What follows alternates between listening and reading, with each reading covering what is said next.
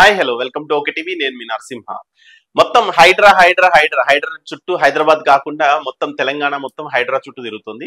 So అందరి దృష్టి హైడ్రా మీద ఉన్నప్పుడు రంగనాథ్ గారు కూడా అంతే సీరియస్ గా ఎఫర్ట్స్ పెట్టి హైదరాబాద్ కి సంబంధించి రింగ్ రోడ్ పరిధి లోపల ఉన్న ప్రతి అక్రమ నిర్మాణాలపైన, లేదంటే చెరువులు, ఎఫ్టీఎల్స్, బఫర్ జోన్ లో ఉన్న అక్రమ నిర్మాణాలపైన దృష్టి సారిస్తున్న క్రమంలో కొన్ని చాలా పెద్ద పెద్ద బిల్డింగ్స్ కూడా కూలగొట్టారు. మనం చూసాం, ఈవెన్ ఎన్ కన్వెన్షన్ తో సహా. అది ఎన్ కన్వెన్షన్ నాగార్జునదైనా కూడా లేదు, ఫాతిమా కాలేజ్ ఎంఎం లీడర్స్ అయినా సరే కూలగొడతామని చెప్పి ఇంత ధైర్యంగా చెప్పడానికి గల కారణం ఏంటి అంటే, హైడ్రా కమిషన్ కి చైర్మన్ వచ్చేసి బాధ్యతలు సీఎం రేవంత్ రెడ్డి దగ్గర ఉన్నాయి. సో ఈ కమిషన్ ఏంటి, వీటి పరిధి ఏంటి, వీటి రెస్పాన్సిబిలిటీస్ ఏంటి, అసలు జీవో నెంబర్ 99 ఏంటి అనేది ఒకసారి చూద్దాం. జీవో నెంబర్ 99 అనే దానికి చట్టబద్ధత కల్పిస్తూ జీవోని పాస్ చేశారు. తర్వాత హైడ్రాకి చట్టబద్ధత ఇంకా రాలేదు. ఇక్కడ విషయం ఏంటంటే, జీవో నెంబర్ 99 ప్రకారమే నడుచుకోవాలి అని చెప్పేసి జన్వాడ ఇష్యూ విషయంలో ఆల్రెడీ హైకోర్టు మొటికేలేసిన పరిస్థితి హైడ్రాకి. సో జన్వాడ ఇష్యూలో 99 జీవోని ఎప్పుడైతే హైకోర్టు ప్రస్తావించిందో 99 జీవో మీదే అందరి ఆలోచన ఉంది. హైడ్రాకి సంబంధించి చట్టబద్ధత ఏముంది, హైడ్రాకి సంబంధించి వాళ్ళ పరిధి ఏంటి, వాళ్ళ పనులు ఏంటి, వాళ్ళు ఏం చేస్తారు, అసలు ప్రజల్లో ఒక గందరగోళం ఏర్పడైంది. ప్రతి ఇల్లు కూల్చేస్తారా? హైదరాబాద్ లో కొన్ని లక్షల ఇళ్లు ఉన్నాయి. కొన్ని లక్షల 2 లక్షల ఎకరాల విస్తీర్ణంలో హైదరాబాద్ ఉంటే అన్నిట్లో కొన్ని లక్షల ఇళ్లు ఉన్నాయి. ఆ ఇళ్లన్నింటినీ కూల్చే పరిస్థితి ఉండదు. కానీ హైడ్రా పరిధిలోకి కొన్నిటిని మాత్రం తీసుకొచ్చారు. హైడ్రా పరిధిలో హైదరాబాద్ కి సంబంధించి 2700 చెరువులు ఉండాలి నిజాం కాలంలో. ఆ 2700 చెరువులకి సంబంధించి ఇప్పుడు గొలుసుకట్టు చెరువులు, కాలువలు, తర్వాత డ్రైనేజ్ వ్యవస్థ, దాంతో పాటు నాలాలు, ఇవన్నీ తో నిండున్న హైదరాబాద్ లో 2700 చెరువులు మొత్తము పూడికిపోయి మొత్తం ఈ రోజు ఉన్న చెరువుల సంఖ్య చాలా తగ్గిపోయిన తర్వాత దాంట్లో అక్రమ నిర్మాణాలు చాలా కట్టారు. మొత్తాన్ని ఒక జియో ట్యాగింగ్ ప్రక్రియ ద్వారా జియో ట్యాగింగ్ చేసుకొని హైదరాబాద్ నగరాన్ని, రింగ్ రోడ్ ని బౌండరీగా తీసుకొని చూస్తే నగరంలో ఉన్న చెరువుల్ని, కుంటల్ని ఎంక్రోచ్మెంట్ చేశారు. సో దీని ప్రకారము మన దగ్గర కంప్లీట్ ఇన్ఫర్మేషన్ గూగుల్లో సెర్చ్ చేసుకుంటే దొరుకుతుంది. సో ఈ ఇన్ఫర్మేషన్ ని చెక్ చేసుకుంటే ఎవరికైనా తెలుస్తుంది.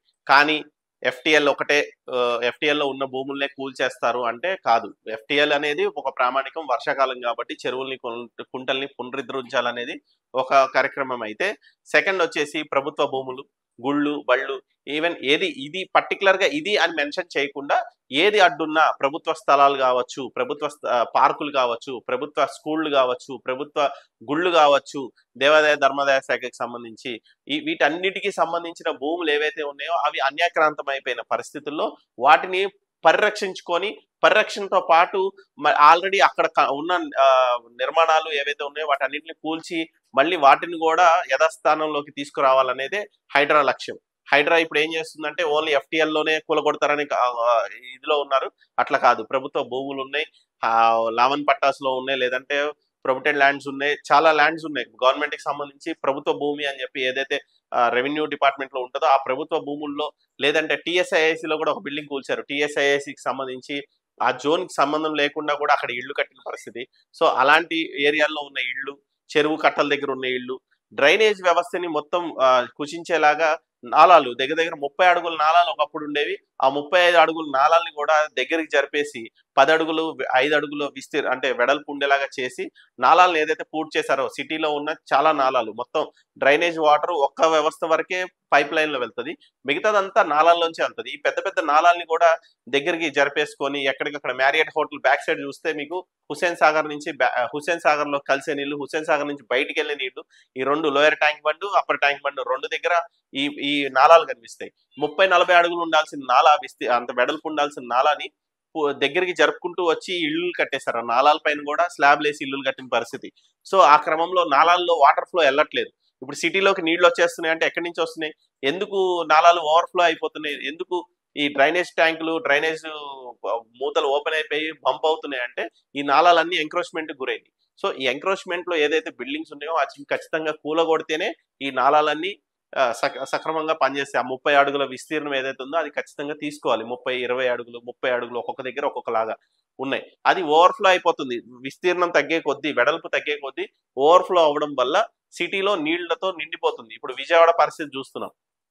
ఆల్రెడీ హైదరాబాద్ లో హెచ్ఎండబ్ల్యూఎస్ అవ్వచ్చు, సివరేజ్ బోర్డ్ అవ్వచ్చు, వీటిపైన ప్రత్యేక దృష్టి సారించి మూసీ నది సంబంధించి రిటైనింగ్ వాల్ ఒకటి కట్టారు. కట్టిన తర్వాత కొంచెం ఎంక్రోచ్మెంట్లు తగ్గినాయి. అది కూడా రీసెంట్ ఇయర్స్ లోనే కట్టారు కాబట్టి ఇప్పుడు హైదరాబాద్ లో కొంచెం ఇంత భారీ వర్షాలు పడినా కూడా వరదలు రాని పరిస్థితి. కానీ హైడ్రా దగ్గరికి వస్తే హైడ్రాకు సంబంధించి చట్టబద్ధత లేకపోయినా దాని కమిషనర్, దాని చైర్మన్ కింద సీఎం రేవంత్ రెడ్డి అయితే ఉన్నారు కాబట్టి దానికి సంబంధించి హైడ్రా కమిషనర్ రంగనాథ్ గారు తీసుకునే చర్యలు, తర్వాత జిహెచ్ఎంసీ కూడా హుటాహుటిన ఇప్పుడు మేల్కొంది. హుటాహుటిన మేల్కొని ఇప్పుడు అర్ధరాత్రి రాత్రికి రాత్రి నోటీసులు ఇవ్వడం మొదలుపెట్టింది. ఆమ్రపాలి కూడా చాలా స్ట్రిక్ట్ గా ఉన్నారు. సో ఆవిడ నోటీసులు ఇవ్వడం మొదలుపెట్టింది. ఆ నోటీసుల్లో కూడా వాళ్ళకు పట్టుకున్న భయం ఏంటంటే హైడ్రా ఒకవేళ దీనిపైన యాక్షన్ తీసుకుంటే మా పైన క్రిమినల్ కేసులు పెడతదనే భయం పట్టుకుంది. ఎందుకంటే 6 మీద క్రిమినల్ కేసులు పెట్టారు. ఈ 6 మీద పెట్టిన క్రిమినల్ కేసులతో ఈ జిహెచ్ఎంసీ అధికారుల్లో భయం మొదలయ్యి ఉన్నా లేకపోయినా కూడా ఎక్కడైనా వాళ్ళకి ఎంక్రోచ్మెంట్ తెలిసిన ఏరియాస్కి వెళ్ళి డైరెక్ట్ గా వాళ్ళు మెన్షన్ చేస్తున్నారు, ఇది హైడ్రా దృష్టిలో ఉంది, మిమ్మల్ని కూల్ చేస్తామని చెప్పేసి ముందస్తు నోటీసులు ఇస్తున్నారు. ఆల్రెడీ హైకోర్టు కూడా దీని మీద స్పందించింది. 1,00,000 మంది కూల్చాల్సి వస్తే 1,00,000 ఇళ్లకి నోటీసులు ఇవ్వండి ఖచ్చితంగా అని చెప్పేసి చెప్పిన పరిస్థితి. సో ఇదే క్రమంలో మొత్తం ఓవరాల్ గా సీన్ చూసుకుంటే హైడ్రా పరిధిలోకి ఎఫ్టీఎల్సే కాకుండా బఫర్ జోన్సే కాకుండా ప్రభుత్వ భూములు, ప్రభుత్వ ఆస్తులు, ప్రభుత్వ సంబంధించిన రకరకాల వాటన్నిటికీ వస్తాయి. మొన్న ఈ మధ్యన ఎవరో అన్నారు హెచ్ఎండి ఆఫీసు, నెక్లెస్ రోడ్ ఇవన్నీ కూడా ఎఫ్టీఎల్ లోనే ఉన్నాయని. కానీ ప్రభుత్వానికి ఆదాయం సమకూర్చట్లేదు. ప్రభుత్వాలు వాటి ద్వారా వాళ్ళకి సేవ చేస్తున్నారు, ప్రజలకి సేవ చేస్తున్న ఆఫీసులు కాబట్టి వాటి విషయాన్ని ప్రభుత్వం నిర్ణయం తీసుకుంటుంది, వాళ్ళని కూల్చాలా ఉంచాలా ఏంటని. కానీ కమర్షియల్ యాక్టివిటీస్ చేస్తున్న బఫర్ జోన్స్, ఈ ఎఫ్టీఎల్స్ ఏవైతే ఉన్నాయో వాటిపైన ఖచ్చితంగా చర్యలు తీసుకోవాలి. హైడ్రాకి సంబంధించి క్లియర్ కట్ గా మాట్లాడుకోవాల్సి వస్తే హైడ్రా ప్రభుత్వ స్థలాల పరిరక్షణ, అది చెరువు అవ్వచ్చు, కుంట అవ్వచ్చు, గుడి అవ్వచ్చు, బడవ్వచ్చు, పార్క్ అవ్వచ్చు, శ్మశానం అవ్వచ్చు, ఇంకేదైనా సరే ప్రజలకి అందరికీ ఉపయోగపడే ప్రతి ఆస్తి ఏదైతే భూమి ఉంటుందో ఆ భూమిలో అక్రమ నిర్మాణాలు కట్టుకొని ఎవరైతే లీడర్లు ఎంక్రోచ్మెంట్ లోకి వస్తారో ఆ ఎంక్రోచ్మెంట్ ని వెనక్కి తీసుకొని అక్కడ ఉన్న కబ్జాదారుల నుంచి విడిపించి ఆ ల్యాండ్ ని యథాస్థానంలోకి తీసుకురావడమే హైడ్రా ముఖ్య ఉద్దేశం. సో దీంట్లో రకరకాల గందరగోళాలు ఏర్పడి హైడ్రా అంటే ఎఫ్టీఎల్ లోనే కట్టిన దాన్ని కూల్స్తారనే గందరగోళం ఉంది. అలా కాదు, ప్రభుత్వ స్థలాల పైన కూడా హైడ్రా దృష్టి పెట్టబోతుంది. సో మొత్తం మెకానిజం అంతా దాని మీదే పనిచేస్తున్న క్రమంలో ఫస్ట్ ఒక ఆర్డర్ కింద రావాలి, ఎవరు లేని కమర్షియల్ యాక్టివిటీస్ చేసే ఎఫ్టీఎల్ లోని లేదంటే గవర్నమెంట్ ల్యాండ్స్ లోని కంప్లైంట్స్ తీసుకొని వాటిని కూల్చాలి, తర్వాతే చిన్నవాళ్ల వైపు దృష్టి సారించాలనేది ఒక డిమాండ్ కింద వినబడుతుంది. ఎందుకంటే చాలా మధ్యతరగతి బిలో పావర్టీలో ఉన్నోళ్ళు చెరువు కట్టలు ఆనుకొని ఇల్లు కట్టుకుంటే వాటిని కూలుస్తాం ఫస్ట్ అని చెప్పేసి కంప్లైంట్లు ఇవ్వడం వల్ల వాళ్ళు కూడా బెంబేలెత్తిపోతున్నారు. వాళ్ళని రీహాబిలేట్ చేయాలి, లేదంటే వాళ్ళకి అకామిడేట్ చేయాలి, ఇంకెక్కడైనా స్థలాలు ప్రొవైడ్ చేయాలి, వాళ్ళకు కూడా ఇళ్ల స్థలాలు ఇచ్చి వాళ్ళకి చూపించాలి, బతుకుతెరువు చూపించి ఇదిగో బాబు ఇక్కడ కాదు ఇక్కడ అని చెప్పేసి ఇవ్వగలిగే పరిస్థితి ఉంటేనే గవర్నమెంట్లు ఇచ్చేయాలి. ఏదంటే ట్యాక్స్ కట్టించుకుంటున్నారు, జిహెచ్ఎంసీ ట్యాక్స్ కట్టించుకుంటుంది, మున్సిపల్ డిపార్ట్మెంట్, అక్కడ ఉన్న కరెంట్ వాళ్ళు, వాటర్ వాళ్ళు అందరూ పన్నులు కట్టించుకుంటున్నారు కదా. ఆ పన్ను డబ్బులతోనే సీఎం అధికారంలో ఉన్నాడు, అందరికీ జీతాలు ఇస్తున్నాడు. సో ఆ పన్నుల వసూలు చేసేటప్పుడు అడ్డురాని ఇళ్ళు ఇప్పుడు హైడ్రా విషయంలో ఎందుకు వస్తుంది? హైడ్రా వెళ్ళి అక్కడ పన్ను కడుతున్న ట్యాక్స్ పేయర్స్ దగ్గర నుంచి ఇల్లు కూలగొడతామంటే ఖచ్చితంగా వాళ్ళకి అకామిడేట్ చేసిన తర్వాతే వాళ్ళకి ఏదైనా చేయాలి. ఎందుకంటే ఇన్ని సంవత్సరాలుగా వాళ్ళు మీకు ట్యాక్స్ కట్టారు, ఆ భూమి పైన అది మాది అనే హక్కుతో వాళ్ళు మీకు ట్యాక్స్ కట్టారు కాబట్టి ఖచ్చితంగా వాటిపైన చర్యలు తీసుకునే ముందర వాళ్ళని రీహాబిలేట్ చేయాలి, వాళ్ళని ఇది చేయాలి, కాంపన్సేట్ చేయాలి. వాళ్ళకి కాంపన్సేట్ చేసి ఒక 100 గజాలు ఉన్న చోట వేరే 100 గజాలు భూమిని చూపించి వాళ్ళకి అది ఇచ్చిన తర్వాతనే వాళ్ళ ఇల్లు కూలగొడితే బాగుంటుంది అనేది ఒకటి ఉద్దేశం. Thank you.